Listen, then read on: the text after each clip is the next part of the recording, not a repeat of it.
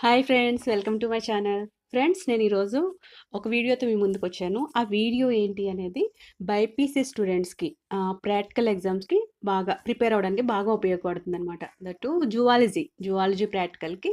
అంటే మీరు ప్రాక్టికల్స్‌కి ఆల్రెడీ ల్యాబ్స్‌కి వెళ్ళి అంతా ప్రాక్టీస్ చేసుంటారు కదా! కాకపోతే ఒకసారి రివైజ్ చేసుకుంటే బావుంటుంది. మైక్రోస్కోప్‌లో చూసినప్పుడు ఈ స్లైడ్ ఎలా ఉంది? లేదా ఈ స్పెసిమెన్స్ ఎలా ఉంటాయి ల్యాబ్‌లో? ఒకసారి మళ్ళీ చూస్తే బావుండు ఎగ్జామ్‌కెళ్ళే ముందు అనిపిస్తుంది కదా! సో, అలా రివైజ్ చేసుకోవడానికి వీలుగా నేను ఈ వీడియోనైతే తయారు చేశాను. సో, ఇది మీకు హెల్ప్ అవుతుందనైతే నేను అనుకుంటున్నాను.